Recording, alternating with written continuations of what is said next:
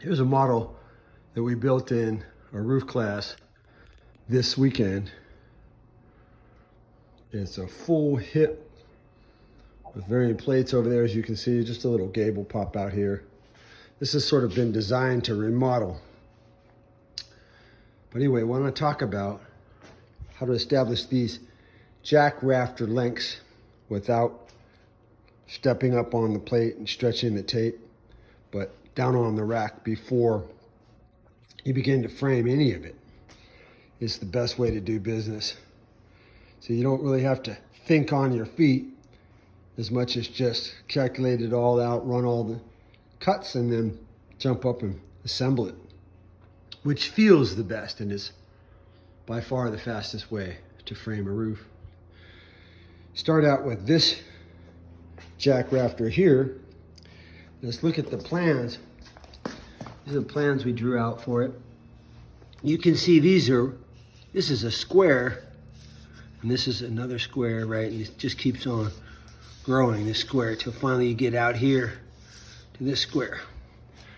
So the law of the land is with an equal intersecting pitch roof with a 90-degree corner here, the hip or valley bisects the corner at 45 degrees.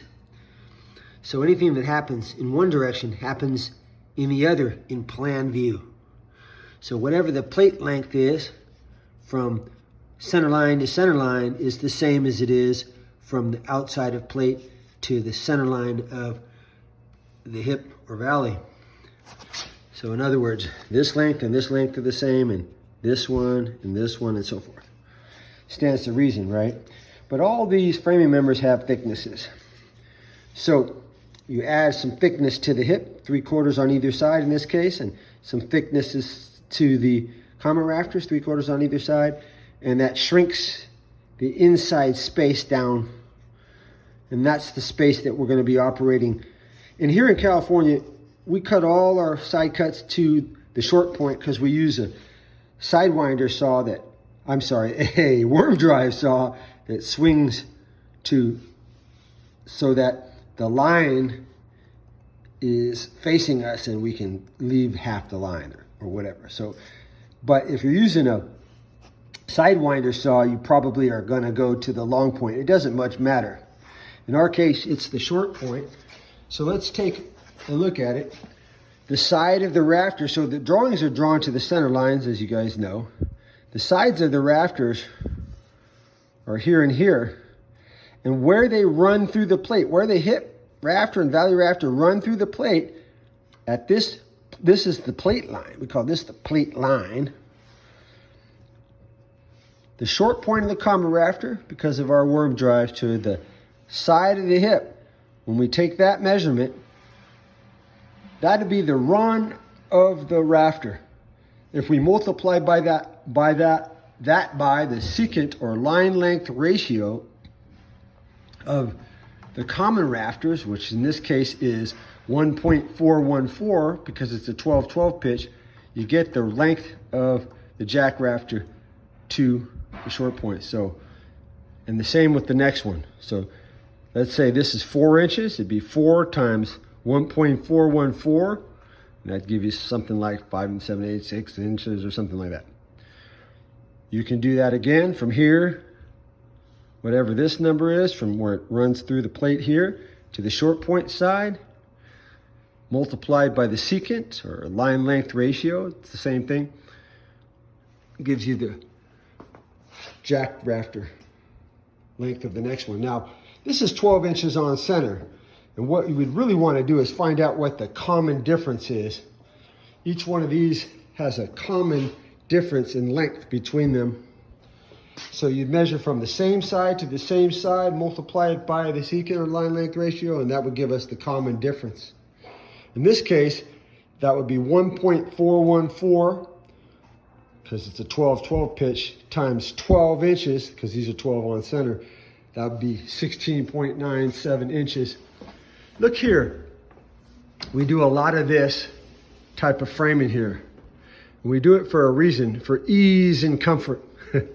Makes it fast to frame, and easy to establish ridge heights, what you would do is you'd use the common on either side to establish the ridge height, right? So the common would be nailed to the plate. We lift the ridge up in between it, establishes height, but the whole thing would be rocking back and forth. Then the end king common nailed up against it would lock it in place. Then you drop the hip down in between. Now with a 2x hip, the 45 thickness of a 2x is 2 1/8 of an inch for 3 1/2, but it's usually about 2 1/4 because these are a little bit, for 1 1/2. These are a little bit thicker than 1 1/2. So you'd say about 1 1/8 is half the 45 thickness, right? So if this was sitting on the rack or the horses or whatever, and you had it cut and you measured in plan view an additional 1 1/8 and drew a line across the top, then you could take that on center spacing, which we decided was 16.97, and start marking down the common rafter. Now, that's where these two leading edges meet each other. So now we're operating from the inside, just like we did down there. We operated from the inside. Same thing here. So in order to do that, in plan view, 1 1/8, and then from that mark down 16.97, make a mark. 16.97 twice, make a mark, 3 times make a mark. And then when you measure from the bottom up, that'll be the lengths of these corresponding jack rafters. And if you cut rights and lefts, count them out, count the on-center spacing, count the layout, cut 1 right and 1 left for each one times two sides, right? And then this is a variant plate height, so we only have 2 jacks out here, and then there's 1 common that butts into the hip over there. You'd have this whole section squared away. Now, what about this? Now, I know people who piece in all their valleys. They run their fascia, then piece in their valleys. We never, of course, piece in a hip. Hip has, and I'm talking about tail, has to run out to support the weight of the fascia and so forth, the overhang. Out here, valley, usually you got all these rafter tails supporting the fascia. You can run the fascia together and just piece in the hip, but if you don't do that, you don't do that. But imagine in this situation, you did do that. You'd be in the same scenario or you were up top. Here you have a double cheek cut, half the 45 thickness of a 2x4. In plan view or 2x anything is 1 1/16. You'd mark up, and that'd be where the 2 leading edges met each other.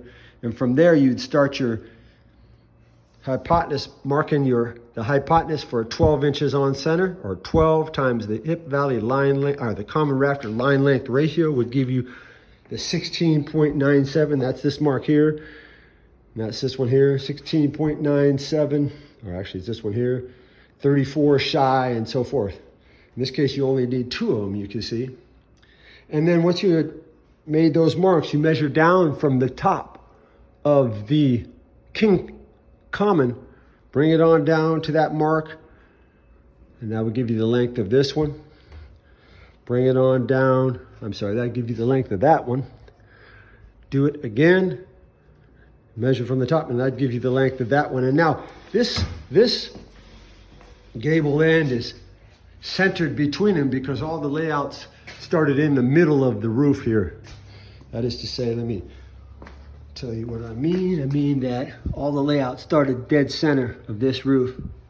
So you can see these jacks are the same length on either side all the way down. So essentially what we did is just squared away the lengths of all these jacks.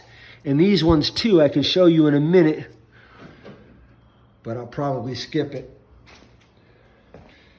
Let's come over here, take a look at this double step jack. This is a hard one to get, right? If this plate ran on through, which it wouldn't, and you marked it, you can see 12 inches on center. Then if I measured from the short point side back to where the plate ran through, the valley ran through the plate, you can see I drew a line for that. And then I multiplied by the secant, or line length ratio, or however you guys do it. That would give you this amount, the missing amount, right? Well, we already have this jack length over there, but it goes all the way down. So if we subtract that amount, and this would be a left-handed cheek cut, left-handed valley jack cheek cut. You know, you figure it out, you draw it out to the short point, and that would give you the length of that. But like I said, this plate would never be there, probably go that way, right? Because there's a room underneath there without a diagonal plate on it. So here's the same thing here. Imagine this plate wasn't here. Then you take the short point side, which is this side here, short point, right? If you're in California, because we use worm drive saws. You measure over to this line that's drawn out here, right? And subtract it from 12 inches. That would give you the remainder, correct? That remainder times the secant or line length ratio would be the amount that you remove from the jack length over there that we've already established to give the double step jack here. Top's already calculated, it's the bottom that we had to alter. That's all the jack rafters in this roof, not including the far side. Let's go over that stuff later. This is a valley for this roof here. It's a common rafter for this little section.